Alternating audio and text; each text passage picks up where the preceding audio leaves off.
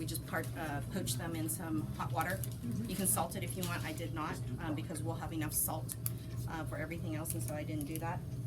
And then she portioned out and then labeled all that stuff. No, I'm just kidding. I don't have a wok. I have lots of these pans, and the reason why I don't have a wok is because the gas that comes out of my stove is not like the gas that comes out of here, where it's blowing at 30,000 BTUs, and so it kind of defeats the purpose of having a wok. And so you really need a wok to sit down into the flames where it's coming up on the sides and everything, so it kind of does the job. It's a cooking vessel built like that for a reason, and so you don't need it when you're at home. This is just perfectly fine. Get a sturdy, heavy bottom pan that's got high walls, preferably straight walls, because the more flared out they are, the more evaporation occurs. Great for stir fry, not so good for, like, you know, pan frying and all that stuff. So this one's more multi-purpose. So we're going to heat this up and cause a whole lot of smoke, so I'm sorry. But I'm going to heat this oil up. It's frozen shrimp that I defrosted, and for this recipe, I prefer to leave the shell on. It's pretty secret. I eat the shell. I don't peel my stuff because I'm too lazy, and all the flavor's on the shell anyway, so if you peel it off, then it's like all gone. So throw the cornstarch in there,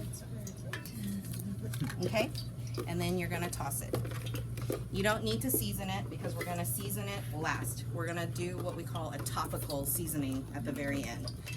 Be very careful when you do this because it's wet. I add a little cornstarch on there because I want it to be a little crispy. So you just have to be careful. Tongs out of my little basket. Okay. And if you don't have cornstarch, skip it. It's no big deal. You don't have a lot of oil, just use a little bit and just kind of pan fry it, or pan stir fry it. A second technique called a dry stir fry right after this. So I slowly put it in so I didn't overcrowd it immediately and drop the heat too much. When we drop the heat too much, it then soaks up all the oil. Just like stirring it in the oil. Get a nice pretty pink. And then those that aren't pink yet, flip them over, they'll be pink. You don't want to overcook shrimp. It turns into tough, like, fiber, and that's not what you want. Are you wondering what I'm using? I'm using large and jumbo. Well, it's really by about how many shrimps you get per pound, and that's how they kind of grade them. So usually, like, a large is, I think, somewhere around like 31 to 38 pieces of shrimp in a pound. I'm gonna pull them out. They're not 100% cooked, and that's okay because we're gonna do that dry stir fry, right? So if you look, you can still see it's kind of white-ish in the middle, right? But if you look again, look at this piece. This is like a perfect piece.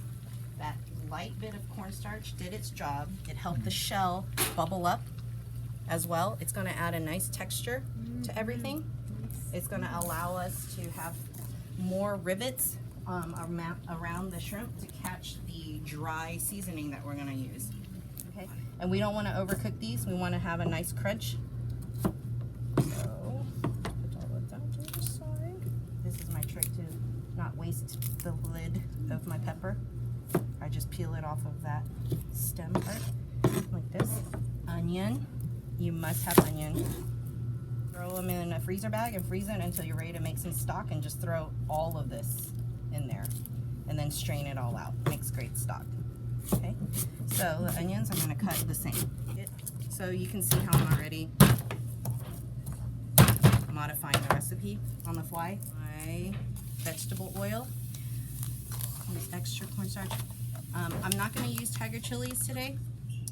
I don't know. For me, I think I like it better when the pan's hot, and then you add the oil to it. So I add about a tablespoon or two here.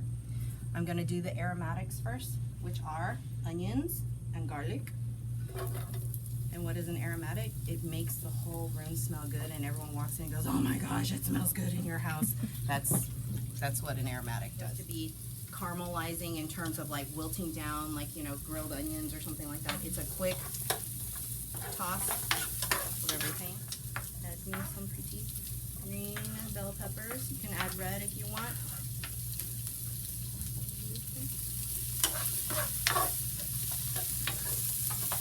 I can feel the heat, and that's normally what I want to feel too when I'm at home. I want to feel that hot breath coming back at me. That's about the time, because we want a watery crunch to everything else that complements the shrimp, that we're going to add the shrimp back in. Okay, see, no sauce. This is dry stir fry. And I'm not dumping it because, again, the shrimp continues to weep. So there's a little bit of shrimp juice there. It's beautiful stuff. So you mix it so that it's just all ready to go, but you might not use it all. There's a little bit of sugar in there because you want to balance the salt. See how pretty that looks? And you can keep some of that seasoning salt on the side. If you want to add more at the end, you can. You don't have to. Now I'm going to serve this to you kind of like a second appetizer. Okay. But this is what you should see, okay? And you should feel that on there. You just gotta cook it